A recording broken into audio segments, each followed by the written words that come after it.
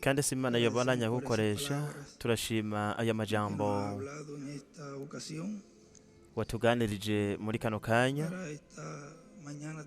Muri iki gitondo dufise ikicigwa ibanga rikomeye ry'ubwami bugwa mu ijuru.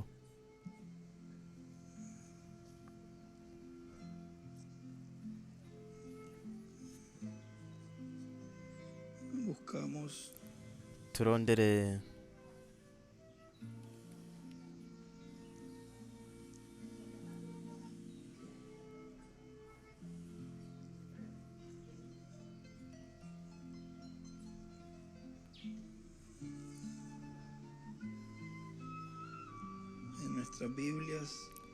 muri Bibiliya zacu, umengo nayisize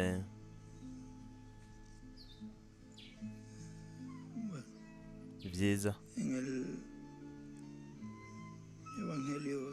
mu butumwa bwiza bwa Luka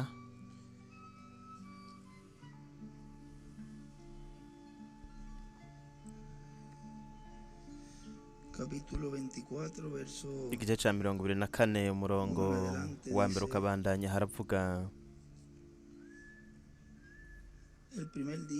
ku wa mbere w'imisi indwi kare mu mutwenzi baja kuri yamva bajanye vya bimota neza bateguye, basanga ikibuye gitembagajwe kivuye ku mva. Binjirayo ntibasangamwo ikiziga c'umwami Yesu. Ivyo bikibazazaniye, abagabo babiri bahagarara iruhande yabo bambaye impuzu zikayangana. Haca yandika ngo abagabo babiri. Bagitinye bunamitse amaso hasi, barababaza bati, niki gitumye muronderera uriho ahantu habapfuye?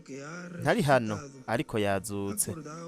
Mwibuke uko yababwiye akiri i Galilaya ati, umwana w'umuntu akwiye gushigwa mu maboko y'abanyabyaha no kubambwa no kuzuka ku munsi ugira gatatu. Bibuka ya majambo yiwe,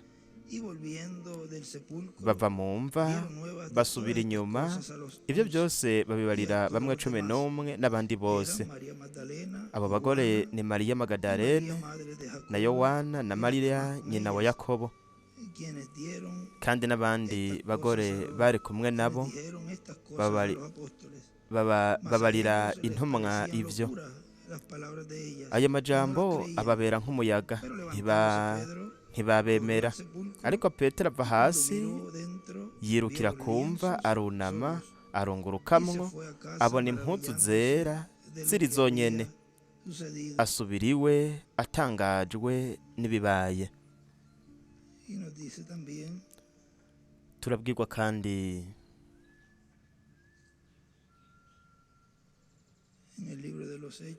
mu gitabo c'ivyakozwe n'intumwa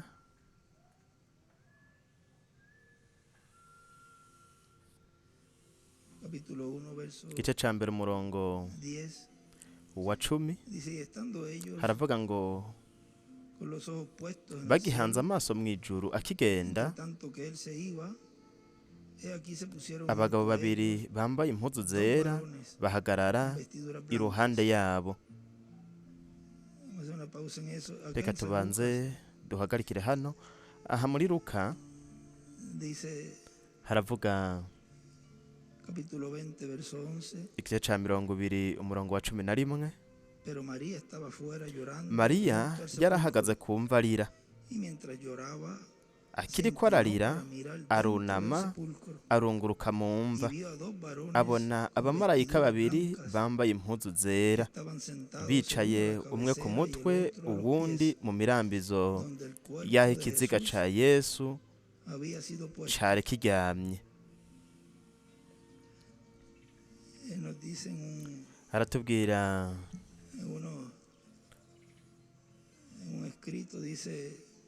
mu byo yanditse,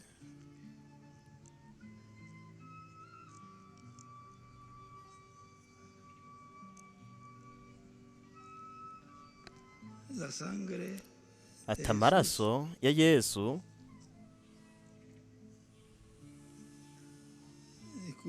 munyihanganire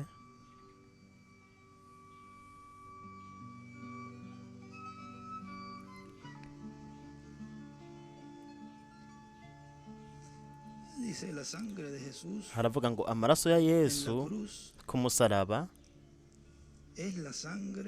ni amaraso y'umubiri muntu w'Imana.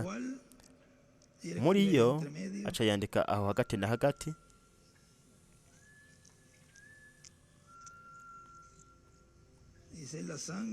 aravuga ngo ni amaraso y'umubiri muntu w'Imana. Aca yandika ati waremwe n'Imana biciye muri mpwemu yera. Ubu rero yamye ahindura araga mu mwuzuro abahungu n'abakobwa biciye muri mpwemu yera. Abandanya avuga ati muri uwo mubiri Imana yigize umubiri iba muri wo mu mwuzuro wose, kandi igihe yahabwa ubwiza mu muzuko yazutse yahawe ubwiza, kandi harabaye uruhara rw'abamarayika mu kuzuka kwiwe. Bari bahibereye aho mu isenga ry'ibuye, kandi hazoba n'uruhara rw'abamarayika mu muzuko hamwe n'ukunyakugwa kw'ishengero mugeni rya Kristo. Ndetse n'ahandi yaciye yandika ngo igihe Kristo yazuka hariho abamarayika babiri bari mu mva yiwe. Aca yandika ngo araje azananye n'abamarayika biwe. Aha bandanya avuga mu byakozwe n'intumwa murongo wa 11 mu gice ca mbere haravuga ngo barababaza bati yemwe bagabo b'i Galilaya, ni iki gitumye muhagaze muraba mu ijuru? Uyo Yesu abakuwemwo akaduzwa mu ijuru azoza atyo nk'uko mumubonye aja mu ijuru. Mu gitabo cimatanijwe iki gisomwa nagisomye ngahamwe ubutumwa, ariko nagomba kubasomera ikintu ngaho yahanditse ku rupapuro rw'164. haravuga 169 haravuga ngo mwumvise ko nababwiye kumwe mw'abamarayika yari umumarayika adasanzwe yari yisa yanyiyeretse atandukanye n'abandi. Bari mu mugwi wa batatu muri buri ruhande n'umwe hejuru.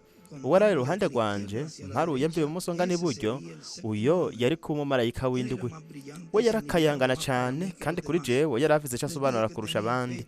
Nababwiye yuko yari yafoye igikiriza nk'uku yari kaguruka yerekeza mu buseruko. Nababwiye kandi ko yandugije yanzamuye, muravyibuka? Aca yandika ati Mose yadugije Eliya. Rero nguyu niwe yari afise ikimatanije c'indwi.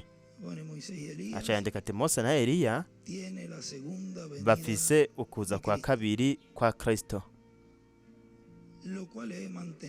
arivyo namanye nk'ikibazo mu bwenge bwanje ubuzima bwanje bwose. William aca yandika ico kibazo ati ninde azoba, ninde muntu muri we hashikirizwamwo ukuza kwa kabiri? Amen. Ibindi bimatanije byari bivuze cyo bisobanura nivyo kuri jewe, ariko mwebwe ntimwokwibaza ico casobanura kino cindwi. Aca yandika ngo ukuza kwa kabiri k'umwami. Aha aratubwira muri buno butumwa twashize mu nyigisho za Bibiliya z'uyu munsi bw'iki cigwa amabanga akomeye y'ubwami bw'Imana bwavuze tariki 18 z'ukumunani mu 1997 muri Monterrey, Mexique. Nibwo butumwa tugiye kumva turabe mwa kano kanya. Yakoreje icanditswe cyo muri Matayo 24 kuva ku murongo wa 1 kugeza ku wa 3, no muri Matayo 24 umurongo wa 27 kugeza ku 31. Mwene mirongo rero ukuza kwa mbere n'ukuza kwa kabiri k'umwami Yesu Kristo gushushanijwe bwavuze tariki 22 z'ukwa 11 muri 2005 muri Quito, Equateur. Yaravuze ati ukuza kwa mbere kwa Kristo kwabaye gushitswa kw'ibishushanyo, ibishushanyo byo kuza kwa mbere kwa Mesiya. Ukuza kwa kabiri kwa Kristo nako kuzoba ari ugushitswa kw'ibishushanyo byose bivuga ku kuza kwa kabiri kwa Kristo azananya n'abamarayika biwe. Ku bw'ivyo rero turi ngaha ku isi turindiriye uguhinduka kuri ukugaragazwa kw'ibishushanyo byo kuza kwa kabiri kwa Kristo. Aho mu Baheburayo Mutagatifu Pawulo arabitubwira, aratubwira ko ukuza kwa kabiri k'umwami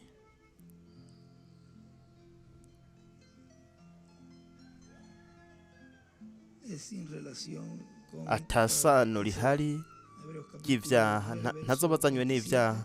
Mu Baheburayo igice c'icenda umurongo wa 27. Kandi nk'uko abantu babikiwe gupfa rimwe hanyuma yaho hakaza amateka, na Kristo nuko yamaze gutangwa rimwe ngo yishire ku ivyaha bya benshi, azoboneka ubwa kabiri atazanywe n'ivyaha, abonekere gukiza abamwiteze. Abandanya avuga ati, mbega ni gute ukuza kwa kabiri kwa Kristo kuzoshitswa?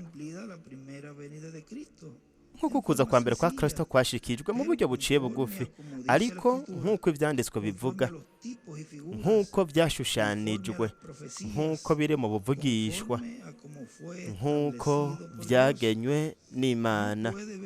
Ntashobora kuza ugushitswa ko kuza kwa kabiri kwa Kristo ntigushobora kuza mu buryo bunyuranye nuko vyashushanijwe, ntigushobora kuza kunyuranye n'ubuvugishwa. Ukuza kwa kabiri kwa Kristo bitegerezwa kuba bihuye n'ivyanditswe neza neza. Aratubwira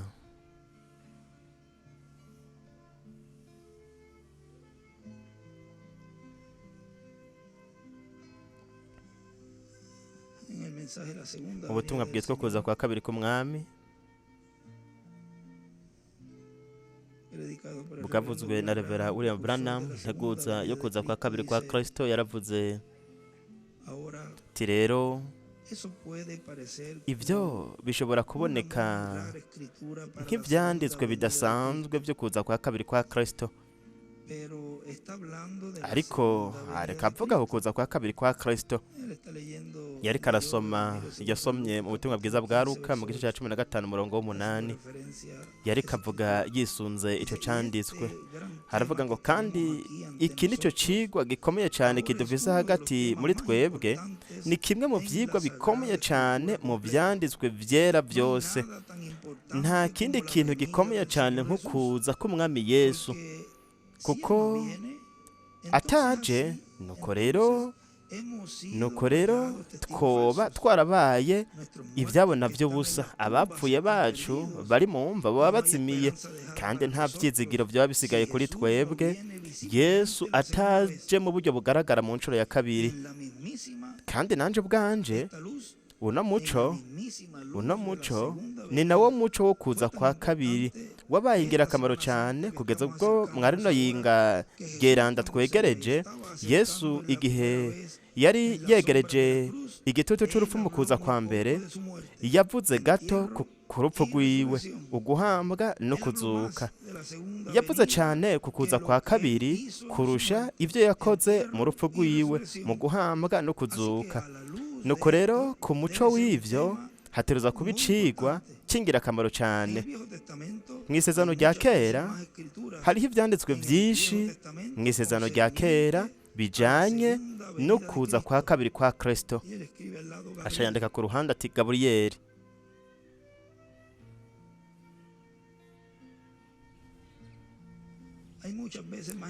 hariho ivyanditswe vyinshi mw'isezerano rya kera bijanye no kuza kwa kabiri kwa Kristo kurusha ivyahabaye vyo kuza kwa mbere kwa Kristo. Ibintu byose ku kiremwa muntu uyu munsi hamaze gutangwa impongano, byose bishingiye ku kuza kwa kabiri k'umwami. rero turafise amadini atandukanye, turafise n'impamvu zitandukanye n'amateolojiya atandukanye, ariko idini ryacu ry'abakristo rishingiye gusa ku rupfu no guhambwa hamwe no kuzuka n'ukuza kwa kabiri k'umwami. Ico ni ikibazo gikomeye cyane. None ni gute twegereje ubu? Birarenze kurusha uko tuvyiyumvira. Tubaye muri kino gitutu nyene cyo kuza kwiwe kwa kabiri. Yaciye yandika ngo igitutu cyo kuza kwa kabiri kwa Kristo gishushanirijwe muri marayika ntumwa w'indwi, niko yaciye yandika. Kubijanye n'ivyo, uburyo je ndabibonamwo nkoresheje umuco w'ijambo, nta vyizigiro na bimwe bisigaye ku ishengero kiretse ukuza kwa kabiri k'umwami.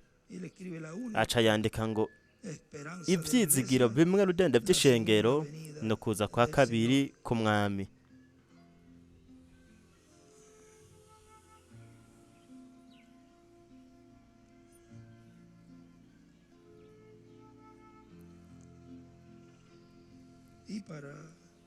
Kandi kugira tugire icemeza neza c'uwo ari we, integuza yo kuza kwa kabiri k'umwami, Revera William Branham,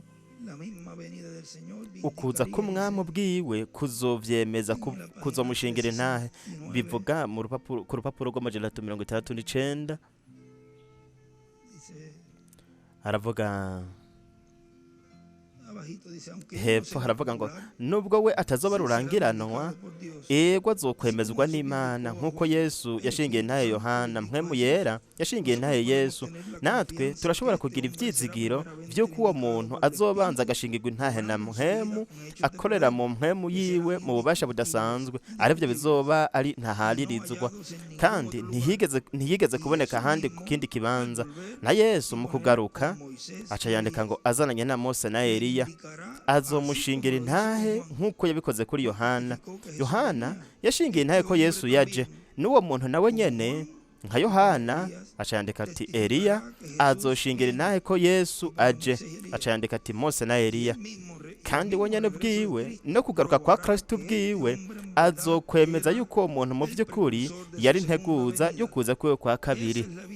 Ico nico kivyerekana ca nyuma, cerekana yuko uwo muntu mu vy'ukuri ari umuvugishwa wo muri Maraki 4, kuko Yesu bwiwe azogaragara. Ca yandika ngo Eliya na Mose ku iherezo ry'ishengero ry'abanyamahanga, 1977 niko yaciye yandikaho.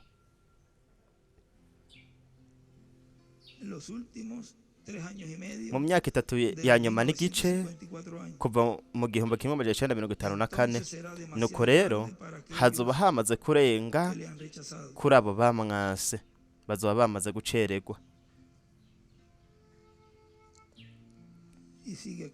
Aha harabandanya muri buno butumwa.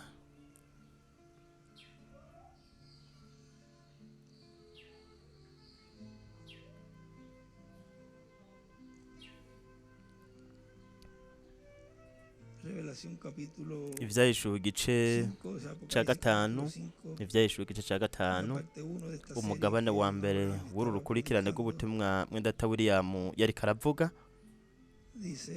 Haravuga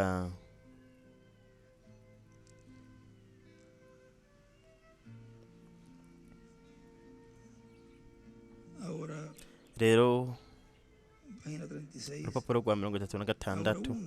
Rero harabayeho igihe aba bari mu bihari, uhereye ku munsi wa 40, uhereye ku ntango y'umunsi wa mbere wo kwezwa, wo guhumanurwa kw'insago.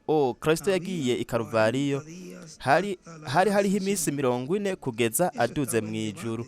Aho bariko baraharira, nabo mugwi wa Satani wari kumufata ukavuga yuko we atazutse mu bapfuye. Bo batanguye amatahangazo, bavuga bati abigishwa baje baramwiba mw'ijoro. Hejuru aca yandika ngo ibihari vy'iminsi 10 y'agacerere bishushanya inusu y'isaha.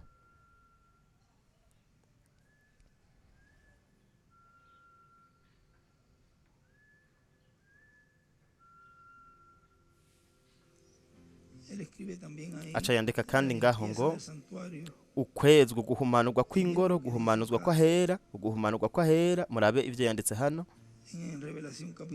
mu Vyahishuwe 5 ariko umugabane wa mbere aravuga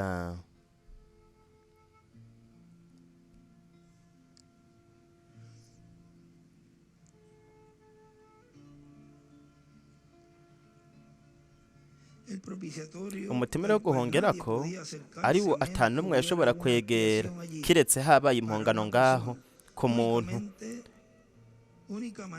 Uburyo bumwe rudende ahera igihe hacucakirwa amaraso, nuko rero yaciba intebe yihongerera umutemere wo guhongererako, ariko amaraso amaze kuhava yaciba intebe y'urubanza. Orara, nta numwe yashobora kwihanganira urubanza rw'Imana. Ikintu kimwe conyene dushobora kurindira ni imbabazi, ntabwo ari urubanza, ntabwo ari sentare. Ntidushobora kwegera sentare yayo. Aca yandika ati Mose na Eliya, kuko sentare yayo, kubera iki sentare yayo yo izotegerezwa kwitondera ijambo ryayo, kandi kwitondera ijambo ryayo umunsi muzokijyako, uwo munsi niwo muzopfirako. Ndashaka sentare, je nta sentare shaka, ndiko ndatakamba nsaba imbabazi. Orara, reka imbabazi z'Imana hamwe n'umutemere wo guhongererako ucucagirwe. Ariko hariho igihe co kwezwa kw'ahera, uguhumanurwa kw'ingoro, mu gihe yaba ari sentare amaraso yavuye ngaho hantu. Ariko ntitwegereye ico gihe ubu twegereye ico gihe. Aca yandika ngo igihe c'ibiruka bizifuruka, uguhumanurwa kw'insago, kandi urubanza ruze kw'isi. Murabona, mu gihe amaraso akiri ngaho, Imana ntishobora guhonya isi, ariko isi mu gihe amaraso akiri ngaho, nta numwe aba ari umunyabyaha imbere y'Imana. Abantu bose bameze neza kuko haba hari impongano kuri twebwe. Ariko wewe wase kwemera iyo mpongano hanyuma ukaja imbere yo kugaragara kwayo, nuko rero ubu uri umunyabyaha, wewe uba waramaze kurenga imbabazi. Nuko rero wewe uca uciga urubanza wenyene ubwawe. Ariko ubu mu gihe hakiri imbabazi, ariko igihe hazoza igihe co guhumanurwa kw'ahera, aca yandika ngo 1954 n'igihumbi 1977. Ako gahe kagufi, murabe ingene gashushanya Imana yashushanije ico gihe ibizoba biriko biraba muri ino misi yacu. Ariko igihe co kwezwa kw'ahera nicaza, amaraso azova ahera ha cane, nuko uburake bw'Imana buzoca bugwa kw'isi. Orara, Imana nitugirira imbabazi, ntituze dusangwe kuri uwo munsi tudafise imbabazi z'Imana. Aha arabandanya aho twari twahagarikiye ngaha muri buno butumwa, Ivyahishuwe 5 umugabane wa mbere, urupapuro rwa 36 haravuga ngo, habandanya havuga ngo, we warasomye muri Bibiliya, bo bavuze ati abantu babo baraje mw'ijoro baramwiba, baca barariha n'abasoda kugira ngo baze bavuge ivyo nyene. Ariko ivyo ntibari bwabihurizeko, bari bakibiharirako. Ni vyiza mu by'ukuri kumbura ivyo ni ivy'amadini. Nuko rero ivyo bintu vyose vyari vyabo. Ariko ku munsi wa 50 wari umunsi wa Pantekoti, kandi nyene vyo vy'ukuri yemewe n'amategeko yamanutse hagati muri bo. Aleluya, yerekana yuko atari dini, yuko kwari ukuzuzwa kwa mpwemu yera, ingwati y'amahera kw'ishengero ryiwe, atari kugenzurwa n'amadini n'ibindi. Yari kuba ari ingwati y'umubatizo wa mpwemu yera hamwe n'ububasha n'urukundo rw'Imana. Amen. Mbega wewe ibi ntaco bikugize? Nyene vyo vy'ukuri ivyo vyari biri hehe? Mu maboko y'Imana. Murabona, we ntiyari gushobora kubigumana inyuma y'imisi 50. Aca yandika ati mu mwaka wa yubile vyose bisubira kwa nyene vyo. Ndetse aca yandika ngo ntibazoshobora kubigumya nyuma y'imyaka 50, umwaka wa yubile. Murabona, we ntiyashobora kubigumya hanyuma y'iminsi 50. Mwebwe ivyo ni mu bisome mu Balewi, aho mu byagezwe haravuga yuko bo batashobora no kuvuga ngo nyenevyo, ivyo vyateroza gusubira kwa nyenevyo inyuma y'imyaka 50. Twese ivyo turabizi, mwebwe ivyo mwarabisomye inshuro nyinshi. Murabona, vyateroza gusubira kwa nyenevyo inyuma y'imyaka 50. Kandi umunsi umwe acandika ati umunsi umwe ungana n'imyaka 1000.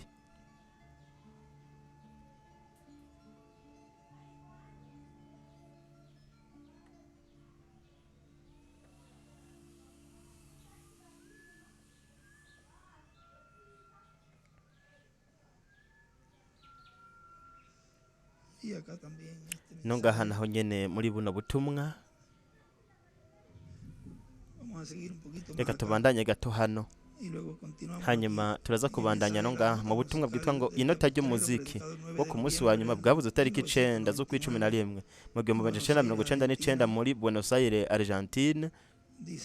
Yaravuze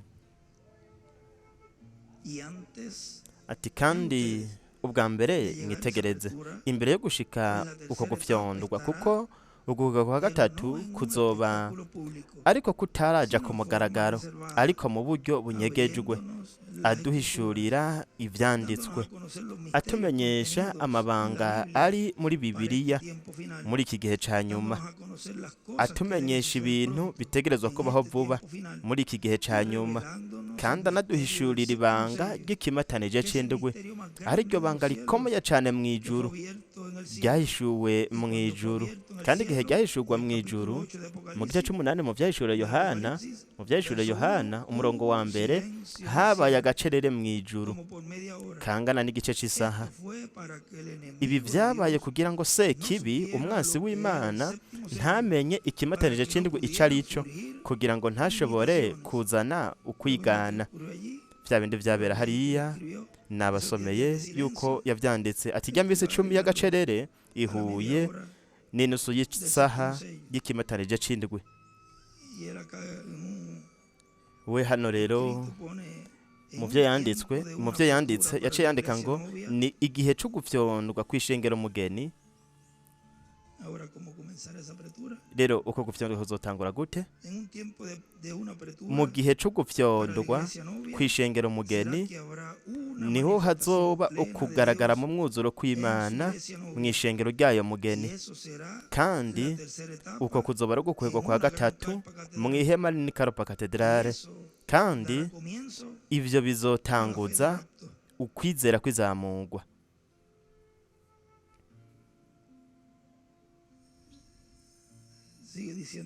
Abandanya avuga hano,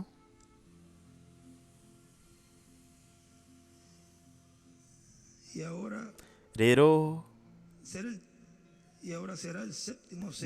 kizoba ikimatanije c'indwi ari ibanga ryo kuza kwa kabiri kwa Kristo, arico kizohishurirwa ishengero ry'umwami Yesu Kristo ku munsi wa nyuma. Kandi uko guhishurirwa gushobora kuza kw'ishengero gusa biciye muri Kristo agaragariye muri marayika wiwe, ari wazoshira ijambo ryiwe mu kanwa kiwe no mu mutima wiwe, kugira ngo ashingire intahe bino bintu bitegerezwa kuba muri kino gihe ca nyuma, kandi yereka ishengero ryiwe ibiriko birashitswa hamwe n'ivyashikijwe, ndetse n'ibigiye gushitswa, ndetse n'ibizoshitswa hanyuma.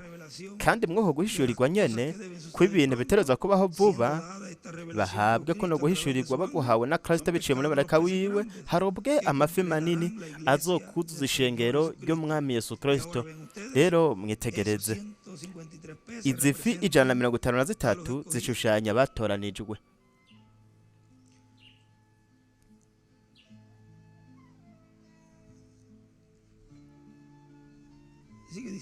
Abandanya avuga ngaha irembo ryoguruye mw'ijuru yabuvuze tariki 31 z'ukwi12 mu 1995 aha muri Cayo Porto Rico. Yaravuze ngo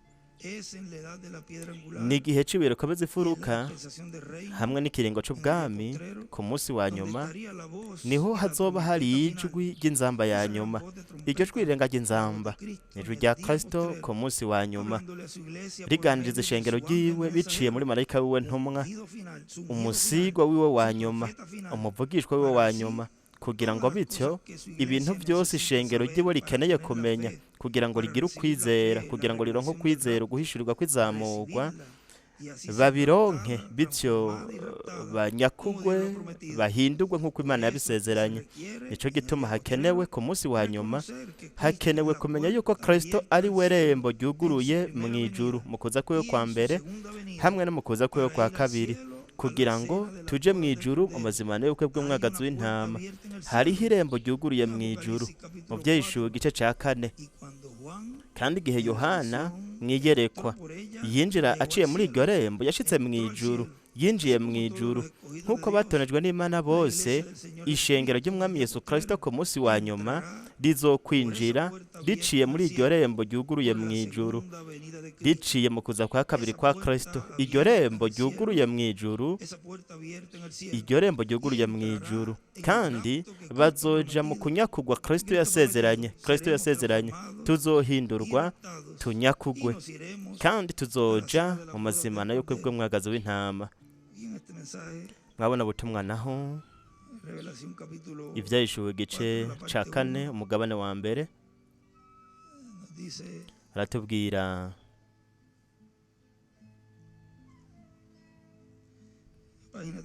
urupapuro rwa 26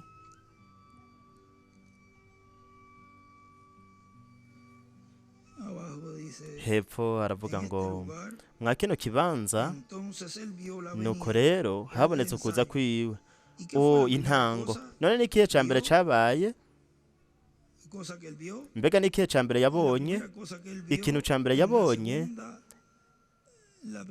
ikintu cya mbere yabonye mu kuza, yabonye Mose ashushanya abera bapfuye bazozuka. Eliya yarahagaze ngaho. ndifuza yuko yotubwira uko bizogenda. Mose yarari ngaho ubwa mbere. Ibyo ni bya bihe bitandatu, abo basinziriye ibihe bitandatu by'ishengero. si ibyo gusa ariko na Eliya yari ngaho, intumwa yo ku munsi wa nyuma hamwe n'umugwi wiwe. bahinduwe, bazamuwe. amen. rero ubu niwe kazoza, turindiriye ukuza. aca yandika ku ruhande ati ukuza k'ubwami, ku ruhande handitse ati kuza k'ubwami, ukuza k'umwana w'umuntu. hepfo gato haravuga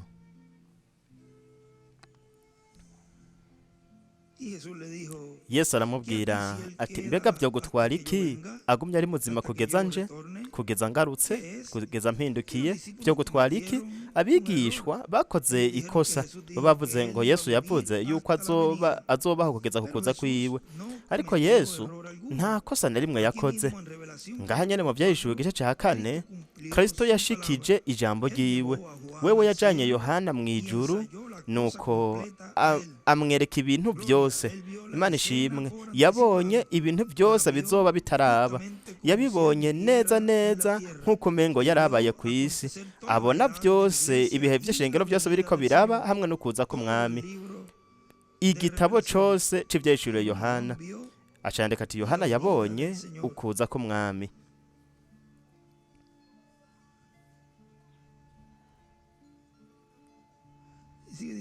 abananya avuga ati murabona ingene amasezerano yiwe atareka gushitswa.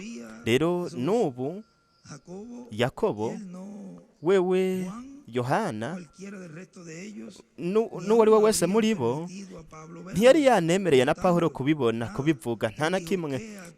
yavuze ati mbega byo gutwara iki? agumye ari muzima kugeza nje. kandi nubwo bavuze ibyo, we yari yatoranije Yohana gusa, aramuzamura, aramwereka ibintu byose, ndetse n'imbere y'uko apfa. aca yandika ati ndashaka ko agumaho kugeza ngarutse. nuko rero yabonye ibintu byose, yamweretse uko bizoba bimeze. n'ahandi hantu naho mu kindi gice ku rupapuro rwa 34 mw'ubu butumwa nyene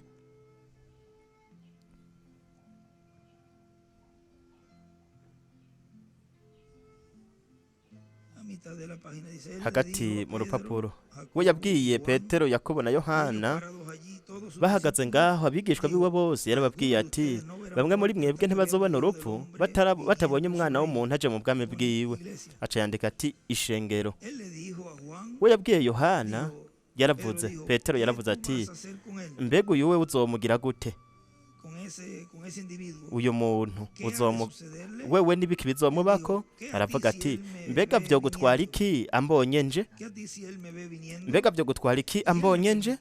Kandi we yaramwemereye kubaho kugira ngo azomubone. Mu gihe abandi bose bari bavuye mu mubiri, Yohana yarabayeho kugira ngo abone ukuza k'umwami aje mu bubasha bwiwe.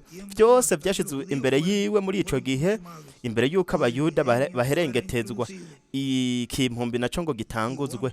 Kandi Yohana yabonye buri bintu byose muri ivyo, hamwe no kurangira kw'ikimpumbi. Aca yandika ngo Laodikiya, n'igihe c'ubwami gitanguye. Nuko rero arashitsa ijambo ryiwe. Mbega siko biri? Tuzobivuga mu wundi murongo kurikira. Umwami niyabitwemerera, umurongo wa 3 tuzowutangureje mu gatondo. Twunamike imitwe yacu. Aca yandika ngo ugutumirwa kweza bingana n'umwaka wa yubile. Ni bangahe muri iri joro mwari no shengero bazi bene data n'abashiki bacu ko mwebwe muzotumirwa umunsi umwe? Nimba mwiteguye canke mutiteguye, mwebwe muzotumirwa kugira ngo muhure n'Imana. Iyo nzamba, aca yandika ngo ni Mose ayivuza, izovuga. Kandi niyavuga, iyi izovuga kugira ngo igucire ku rubanza. Kandi ahantu we utazokongera kubaho, wewe uzobabarizwa ikuzimu kwa Sekibe, umara imyaka n'imyaka, amamiliyoni y'imyaka. Wazobahamagara, Mose na Eliya babahamagare hejuru kugira ngo bahure n'abera b'ubwiza. Intebe y'urubanza, niko yanditse. Inzamba iva mu nzamba. Kandi igihe yavuga ati bobo, acandika ati Mose na Eliya. Reka tubandanye dusome hano. Neza biratunganye nk'uko Imana yashikize ijambo ryayo kuri Petero, Yakobo na Yohana. Biratunganye neza nk'uko yabishikije kuri Yohana, uwo yakunda, uwo yahishurira ibintu. Biratunganye neza ingene yashikije amasezerano yayo mu bihe by'ishengero. Nuru rubanza yasezeranye kuri uno munsi wa nyuma ko izorungika mu mvura y'urushana, bikazana ya mpwemu nyene imwe yari iri ku isi muri we. Umuco uzoza mu gihe c'ijoro, kandi uzokwerekana ubwo bubasha nyene, vya bimenyetso nyene, hamwe n'ivyo yakoze mu misi yiwe. We azokongera vyerekane igihe iryo rembo rizoba ryuguruye ku munsi wa nyuma. Ngibi twebwe turabifise neza ari kumwe natwe uyu munsi. Mpwemu yera Yesu Kristo, uko yari ejo n'uyu munsi niko ari, kandi niko azokwama. Mwebwe muriko muravuga ubutumwa. Zino nyigisho ni inyigisho kuri mwebwe. Muriko mugerageza yuko mwebwe abahishurira ivy'ukuri n'ibinyoma. Ni mpwemu yera ubwiwe niwe avuga biciye mu minwa y'abantu, agakorera mu biremwa nk'abantu, akagerageza kubereka imbabazi hamwe n'ubuntu. Aca yandika ku ruhande ati ni inyigisho. Irembo ryuguruye. Ibyahishuwe 4:1.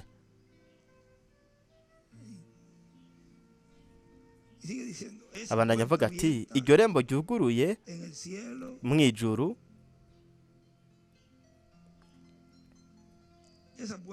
iryo rembo ryuguruye mu ijuru ni ukuza kwa kabiri kwa Kristo ku munsi wa nyuma.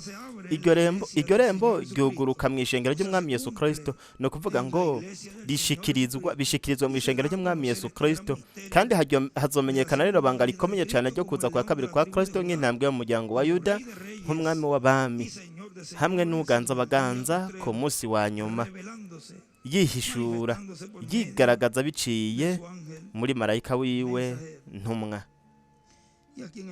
No ngaha mu butumwa bwitwa ngo ukugarukanwa kw'igiti mugeni, yaravuze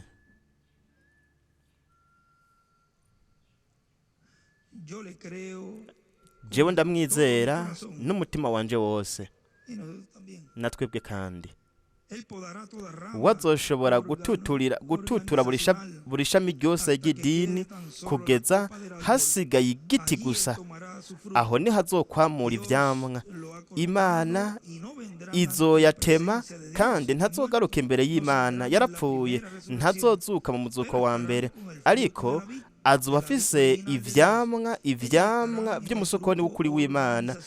Yo azoba ari mu mugwi w'amadini, ariko ntazoba afise ivyamwa byo ku musokoni.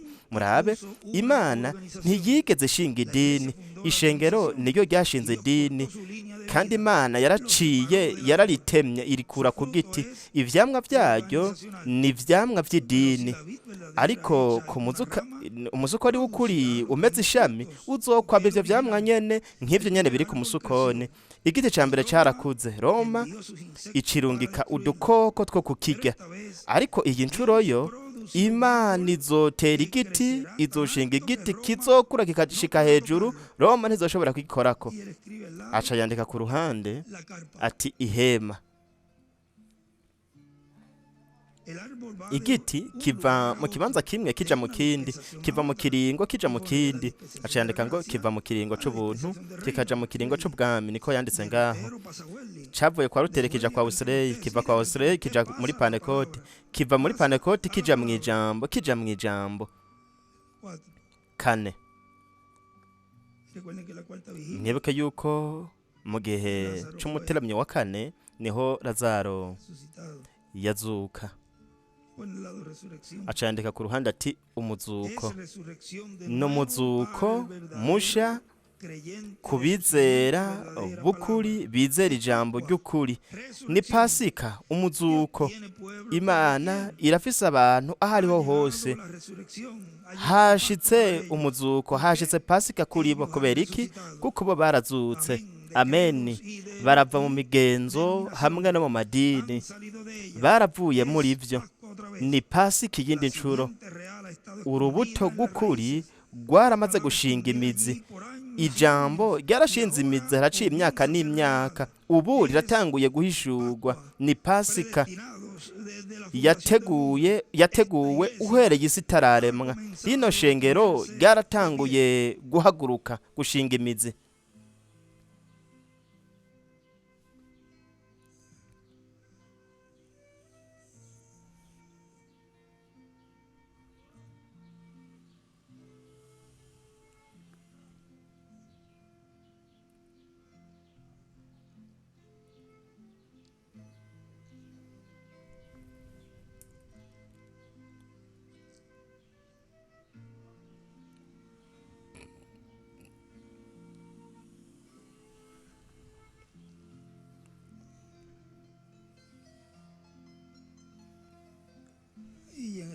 Nungaha kuri no murongo wa mbere ngira ndabasomere ku rupapuro rw'amajana 429.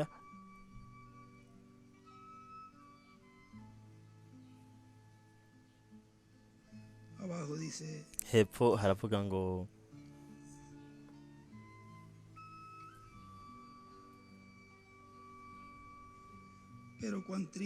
ariko mbega ingene bitubaza cyane iyo twibutse yuko buri uko Imana yagiye irakora kandi yakoze kenshi, barijajaye muri tuno tuntu.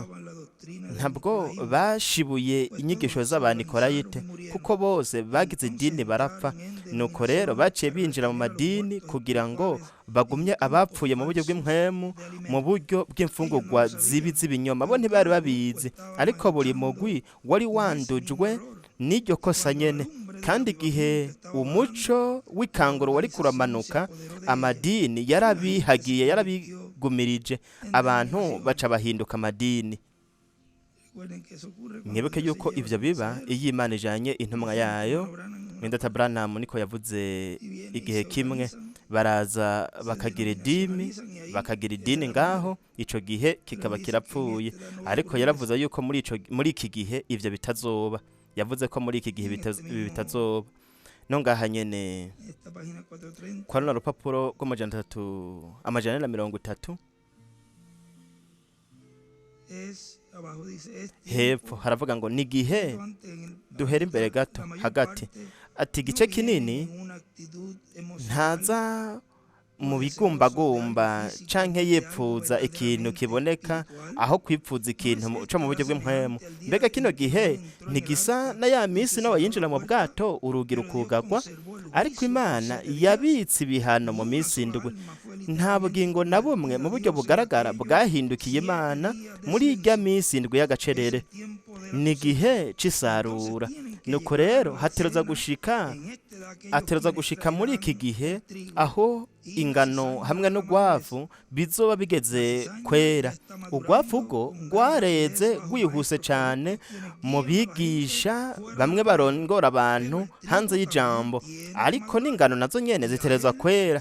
Kandi we Imana iriko irarungika umuvugishwa ntumwa afise ubukozi bushingiwe ntahe, kugira ngo yemegwe n'abatoranijwe. Bobo bazomwumva nk'uko ishengero rya mbere ryumvise Pawulo, kandi bazokwezwa n'ijambo kugeza bahindutse umugeni w'ijambo. Kandi ibikorwa byabo bihambaye bizoboneka muri bo, ari byo buri gihe biherekeza ijambo ritunganye hamwe no kwizera.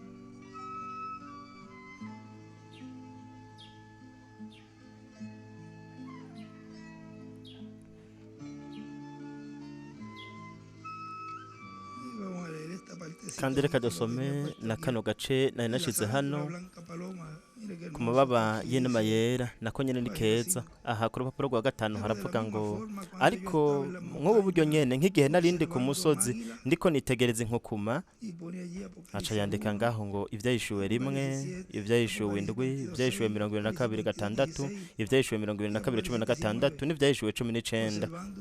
Nitegereza inkukuma. Mwebwe iyo nkuru murayizi. Naravuze ati ni vyiza ko turi hano mwami, nk'uko Petero yabivuze ati turashobora kubaka insago 3, ariko hagati mu musozi. Aca yandika ngo mu bihe vyaheze abagwaye n'abababaye bararindiriye, abazimiye n'abari ku mfiro bararindiriye. Nuko rero dukore mu gihe hakiri ku murango. Umunsi umwe amababa y'inkukuma yera azomanuka. Aca yandika ati Mose na Eliya, kandi azotujana kure. Inkukuma yera, Mose na Eliya. Reka duhaguruke nuko twakire muri kino cigwa c'ingirakamaro cane, ariryo banga rikomeye ry'ubwami bwo mw'ijuru. ari ukuza kwa mbere no kuza kwa kabiri k'umwami. Twakire mu buryo bwihuse hamwe natwe mwendata mukundwa inshuti Dr. William Soto Santiago